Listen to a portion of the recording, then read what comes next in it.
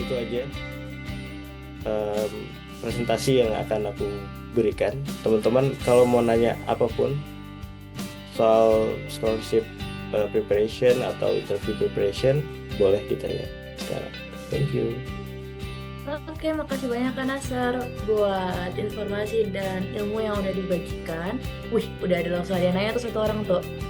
Oke teman-teman, gimana nih? Kalian ada yang makin termotivasi nggak buat apply beasiswa untuk pergi dari Indonesia apa tuh? Hashtagnya kabur aja dulu gitu kan.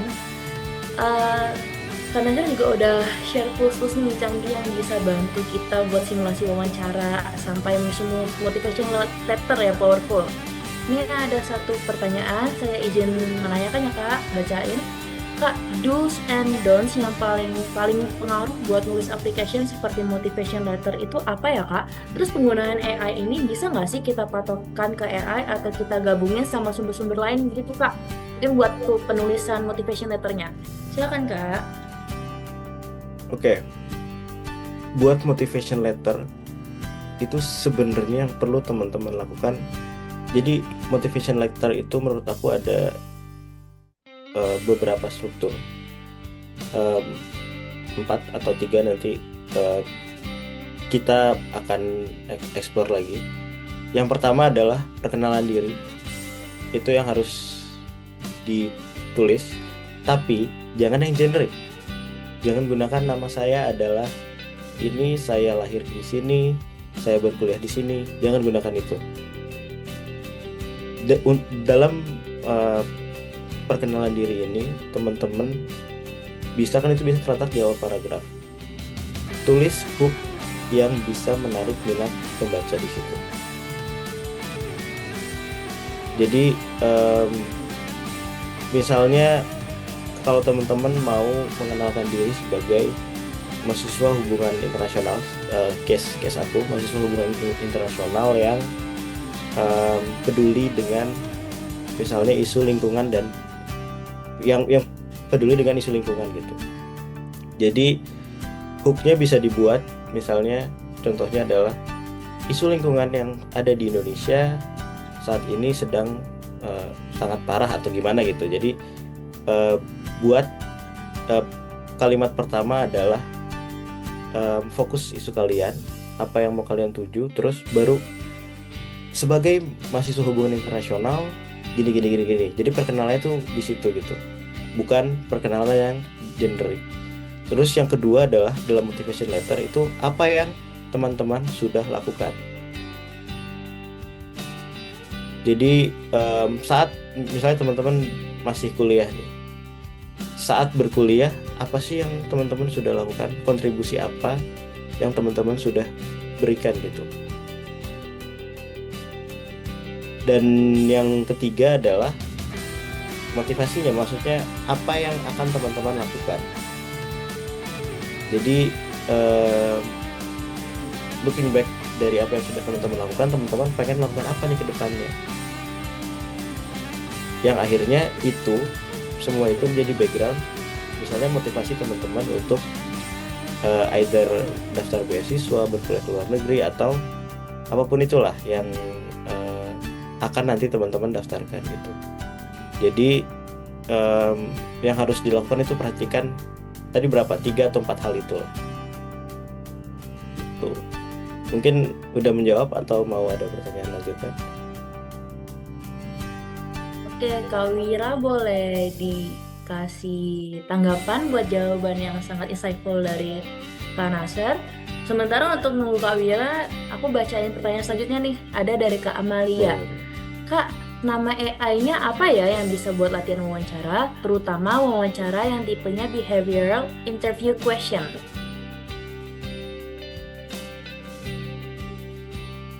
Kak Amelia boleh jelasin nggak maksudnya behavioral interview question itu apa?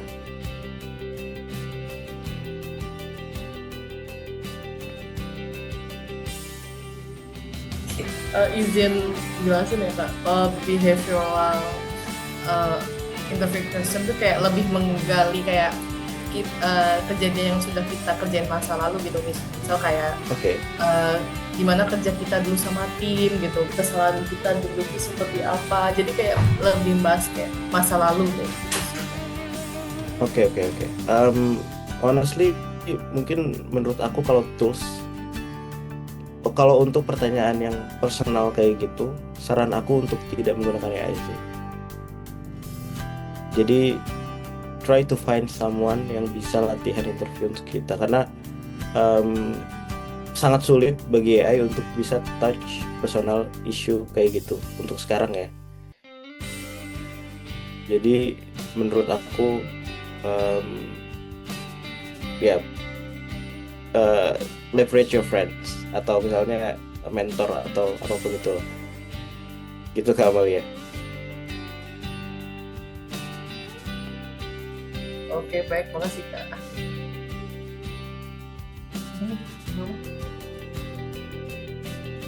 Ini aku lanjut ya. Oke, Oke, terima kasih Kak. kayaknya yang Kak Wira tadi ada yang nggak kejawab. Jadi ini sekalian aku gabungin pertanyaan Kak Wira sama yang Kak Dani itu. Untuk penggunaan AI ini bisa nggak sih kita patokan ke AI atau kita gabungin sama sumber-sumber lain gitu Kak? Terus pertanyaan Kak Dani itu gimana sih cara tetap terlihat otentik di motivation letter kalau kita pakai bantuan AI seperti ChatGPT? Jadi balik lagi seperti yang aku bilang, kita nggak bisa menggunakan AI itu cuman untuk jadi patokan utama gitu. You will sound like AI. Tulisan kalian tuh akan terlihat dan terdengar seperti AI. Itu gampang banget dilihatnya. Jadi jangan hanya berpatokan dari situ. Jadi misalnya setelah teman-teman misalnya mau oke lah teman-teman mungkin mau generate kayak motivation letternya gitu menggunakan AI instead of menggunakan AI untuk kayak drafting outline dan lain sebagainya. Teman-teman masih harus perlu ngasih personal touch dari hasil generate itu. Jadi pokoknya dibaca lagi hasil generate dari AI itu, kita baca lagi, terus ya kita ubah-ubah sendiri sesuai dengan bahasa kita. Jadi jadikan AI itu buat ngebantuin kita menulis strukturnya aja, bukan menulis the whole motivation letter gitu. Saat strukturnya udah dibuatkan oleh AI, kita benerin lagi, kita lihat lagi ininya, kita ya tambahin inilah human touch-nya itu masih perlu banget gitu. Kalau misalnya itu masih kita misalnya nggak pede sama grammar yang kita pakai gitu kan, fit lagi tulisan yang sudah kita ubah-ubah itu yang hasil ChatGPT, terus kita ubah-ubah, fit lagi ke ChatGPT, minta dibenerin grammarnya. Itu bakal lebih baik hasilnya daripada yang kita benar-benar pure pakai AI untuk generate-nya gitu. Dan ya gimana sih cara kita tetap otentik ya kayak gitu, jangan kita nggak bisa udah misalnya kita ngasih prompt lagi gitu kan, kayak tolong buatkan ini seperti manusia yang membuatnya gitu. Kalau orang-orang kan biasanya mungkin ada tutorial yang kayak gitu tuh, aku pernah lihat soalnya yang kayak humanize this response atau apa, itu tetap tidak terdengar human. Jadi bener-bener harus kita kasih personal touch lagi gitu. Jadi ya bener-bener apa yang dihasilkan oleh AI itu sudah pasti tidak sempurna, jadi manusia yang menyempurnakan gitu teman-teman. Oke, makasih Kak Nasser. Ada lagi nih pertanyaan dari Kak Hafiz Akmal. Kak, kalau kita gagal di beasiswa, apakah AI bisa bantu nyusun ulang strategi apply berikutnya? Misalnya mencocokkan profil kita dengan beasiswa yang lebih tepat gitu Kak. Silakan. I think so, iya. Menurut aku ya, ini pertanyaan bagus banget. Menurut aku memang fungsi AI itu adalah untuk apa namanya? kan sekarang AI itu udah bisa nge-search browser ya, nge-search internet gitu. Jadi kalau misalnya teman-teman ngerasa beasiswa yang sudah didaftar itu ternyata yang kemarin gagal gitu, itu ternyata nggak cocok sama teman-teman, itu teman-teman bisa kayak minta AI untuk mencarikan beasiswa yang tepat, yang sesuai sama profil, yang mungkin dari profil kita dan requirements dari beasiswanya itu lebih nyambung gitu. Itu bisa teman-teman minta bantuan ke situ. Jadi aku sekarang lebih sering menggunakan AI jujur sebagai internet browser pengganti Google. Apalagi ChatGPT itu menurut aku powerful banget. Jadi kayak kita bisa ngasih pertanyaan yang sangat personalized, dan ChatGPT itu bisa ngasih hasil yang lebih tepat dari Google lah.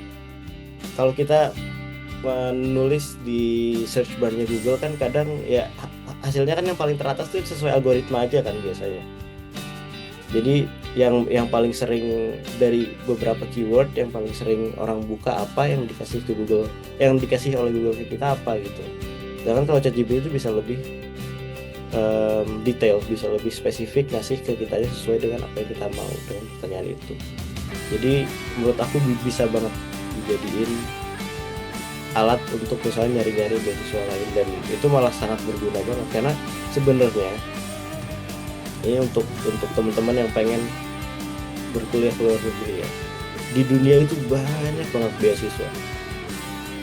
beasiswa yang misalnya teman-teman agak minder sama bahasa Inggris atau bahasa apa atau bahasa asingnya gitu, nggak punya kemampuan bahasa asing atau minder sama bahasa Inggrisnya, banyak banget beasiswa yang menerima kita, yang mau menerima kita tanpa ada, atau mau kita bisa mendaftar tanpa ada sertifikat bahasa itu. Ada banyak banget beasiswa di dunia itu. Sebagai salah satunya mungkin kalau teman-teman tahu di Turki itu ada namanya beasiswa YTB, beasiswa dari pemerintah Turki. Itu bahkan interviewnya aja kita bisa pakai bahasa Indonesia, nggak perlu bahasa Inggris atau bahasa Turki. Jadi saat nyampe sana kita akan dilatih bahasa lagi. Itu salah satu contoh aja, dan di tempat lain tuh, di negara lain masih banyak beasiswa yang tanpa tes bahasa itu. Nah, AI bisa digunakan, misalnya teman-teman coba aja fit ke AI. Beasiswa apa saja yang bisa didaftar tanpa ada tes bahasa. Nanti lihat hasilnya. Gitu. Jadi itu menurut aku berguna banget. Itu aja. Oke, makasih Kak. Gimana nih Kak Akmal, Kak Hafiz Akmal gitu, buat jawaban dari Kak Nasar. Kak Bira nih kayaknya sangat pengen ya luar negeri Kak. Ini ada nanya lagi nih dia nih. Kak, aku mau izin nanya lagi lanjutan. Tadi Kakak sempat bilang jangan takut salah kan ya Kak? Jadi harus tetap pede ya. Gimana ya Kak cara bangun PD-nya itu? Contohnya nih pas latihan sama AI bagus, tapi kalau ketemu face to face malah ragu gitu pas wawancara. Teman-teman pernah dengar kan term practice make perfect? Jadi banyakin latihan aja. Sama ya, kalau misalnya nggak pede hanya dengan latihan dengan AI, latihan sama orang langsung. Cari siapapun itu, misalnya di depan orang tua, di depan teman, di depan adik, di depan kakak gitu. Coba latihan wawancara sama orang langsung gitu. Kalau masih nggak pede kalau saat latihan sama AI gitu. Latihan sama AI bagus, tapi pas sama orang kok jadi jelek gitu. Ya itu, coba langsung sama orang, siapapun itu. Karena justru menurut aku lebih baik, malah jadi lebih baik kalau kita misalnya latihan sama orang tua lah, atau sama adik atau sama kakak, karena mereka kan awam ya, mereka nggak tahu apa yang kita omongin. Jadi kalau mereka mengerti apa yang kita omongin, berarti penjelasan kita tuh udah bagus banget. Tapi kalau mereka masih nggak ngerti, itu berarti ada yang harus diimprove dari penjelasan kita, ada yang harus diimprove dari cara kita deliver speech kita, dari cara kita deliver informasi yang mau kita berikan gitu. Jadi dicoba. Ini responnya nih Kak, kalau semua orang malu Kak, terus kalau udah sempet down tuh kan rasanya nggak pengen lanjut lagi, gitu Kak, gimana? I can feel you. Aku basicnya introvert soalnya. Jadi sama orang tuh pasti malu. Cuman ya kita harus break that barriers gitu loh. Kalau kita pengen dapetin apa yang kita mau, kita nggak boleh terkungkung di dalam perasaan yang kita punya itu. Malu paling berapa sih? Setengah jam, 10 menit, 20 menit lah. Paling lama setengah jam malunya gitu kan. Tapi dengan latihan, kayak misalnya 10 latihan, 10 mock-up interview pertama tuh kita malu. Yang ke-11 tuh udah oke. Udah lebih baik gitu. Jadi aku basicnya introvert banget. Aku kayak malu banget gitu untuk ngomong depan orang dan lain sebagainya. Dan aku pun jujur mencoba untuk tidak mencari mentor. Kan kalau orang-orang yang nyari beasiswa sekarang kan nyari mentor kemana-mana gitu. Aku mencoba untuk tidak mencari mentor dan instead aku latihan interviewnya itu ya pakai cara yang tadi aku bilang. Aku kayak random daftar ke sebuah pekerjaan. Terus alhamdulillah sih beberapa pekerjaan yang aku daftar sampai tahap interview. Jadinya aku bisa latihan interview di situ.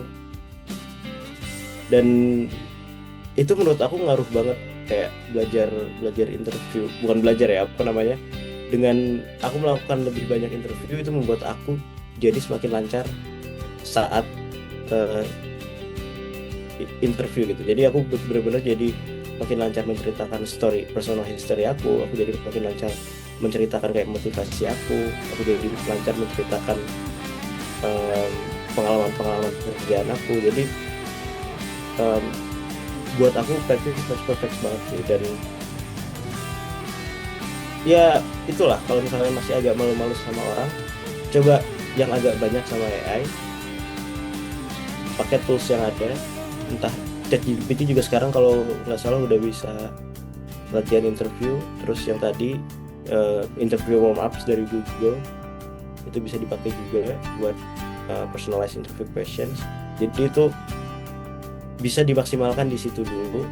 Terus kalau masih nggak pede juga, coba sama orang, sama siapapun. Kalau malu sama orang lain, sama orang tua, sama keluarga, sama tetangga misalnya, sama pedagang-pedagang yang sering kita beli misalnya.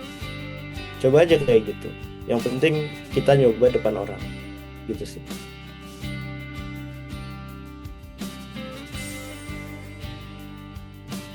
Gimana nih Kak Wira? Tips dan triknya. Jadi kita harus banyak-banyak ngomong, cari orang buat diajak ngobrol.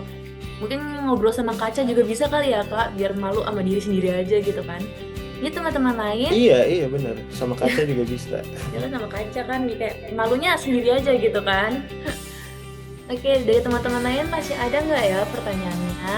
Apakah masih ada yang ingin ditanyakan soal beasiswa? Oh ada nih, satu dari Kak Muhammad Adam. Menurut Kak Nasir nih, apa sih kesalahan paling umum yang dilakuin pelamar saat menyiapkan diri untuk interview beasiswa? Gimana Kak? Kesalahan yang paling umum yang dilakukan pelamar saat menyiapkan diri untuk interview beasiswa. Aku bakal kasih fun fact.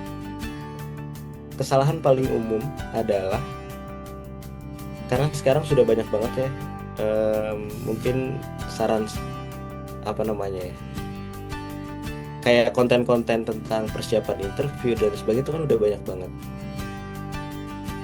Kesalahan paling umum dari orang adalah blindly ngikutin konten-konten persiapan interview itu. Jadi kayak misalnya ini kayaknya yang paling umum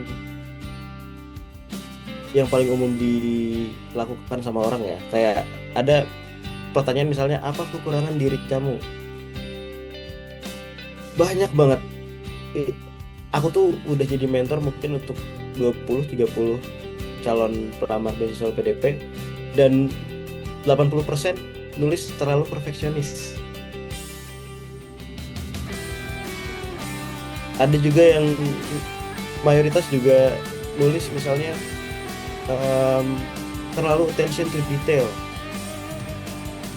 Pasti teman-teman kan sering dengar kata-kata ini kan dari banyak saran-saran interview prep gitu. Dan itu yang aku sering dengar juga. Dan udah pasti interviewer juga sering dengar. Jadi sebenarnya sama kayak penggunaan AI. Konten-konten dari content creator itu yang bikin prep dan lain sebagainya, bikin interview prep atau scholarship prep dan sebagainya, itu tuh jangan di follow, jangan diikutin secara blindly gitu loh. Jangan benar-benar jadiin patokan utama gitu. Kita tetap harus kasih personal touch kita, be genuine dari pendaftaran beasiswa. Untuk pendaftaran beasiswa, be genuine. Jadi diri kamu apa adanya. Tapi tetap, misalnya kan sebenarnya idenya bagus ya. Jadi jangan, misalnya untuk yang kekurangan tadi, jangan bicarakan kekurangan yang akan menurunkan value kamu. Second, baterainya udah mau habis.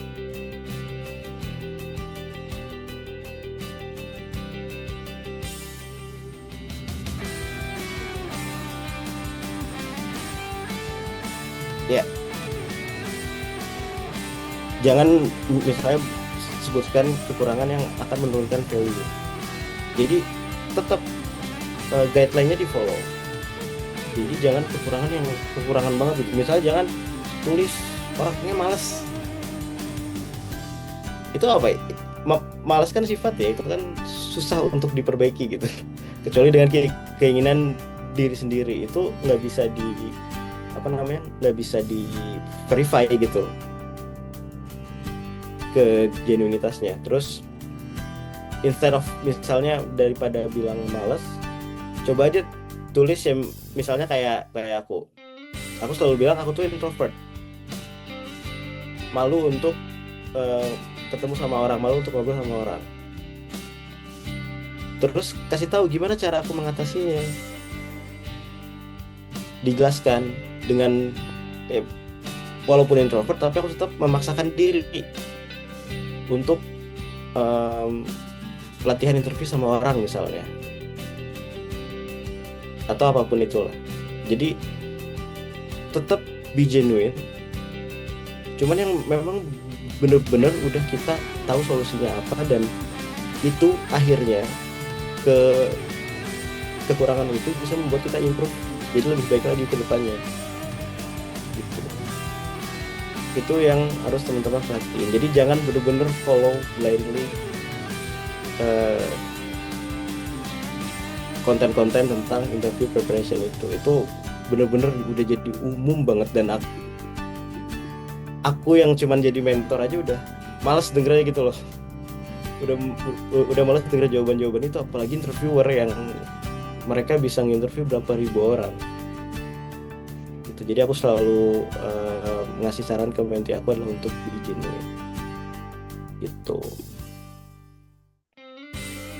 Oke, jadi malah ternyata konten-konten yang banyak beredar tuh malah yang menyesatkan ya. Ternyata malah bukan memandu ya, ternyata. Wah, In a way, padahal kalau kita follow blindly ya, kalau Ah. kita ikuti secara buta, yang harus kita jadi lakukan adalah synthesize informasi yang ada di konten itu, dan kita terapkan dengan cara kita sendiri. jadi tetap bisa diambil tapi diterapkan dengan caranya dan bahasa sendiri gitu ya Kak. Nggak di copy paste banget bahasanya. Jadi jawabannya bakal template gitu ya maksudnya ya. Mm-mm. Oke. Udah banyak nih kita bertukar informasi, bertukar ilmu dari jawaban dari Kak Nasr untuk pertanyaan Kak Wira, Kak Amalia, Kak Dani, Kak Hafiz Akmal, Kak Wira lagi tadi, terus ada Kak Adam. Kita udah bertukar banyak banget informasi dan ilmu tentang interview dan beasiswa. Jadi teman-teman semua bisa dicatat, ditanamkan dalam pikiran, terus nanti diaplikasikan saat melaksanakan interview atau kalian mau ngambil beasiswa. Nah, kita udah masuk ke sesi terakhir, kita udah selesai tanya jawab. Makasih banyak Kak Nasr udah berbagi ilmunya, udah menyempatkan waktunya untuk berbagi ilmu, menjawab pertanyaan-pertanyaan, dan memperluas memperluas ilmu buat kita semua nih. terima kasih banget buat teman-teman Makasih juga. juga. Ayo kita kasih apresiasi dengan emoji atau komentar. Kita ramein terima kasih ke Kanasar bareng-bareng. Yuk.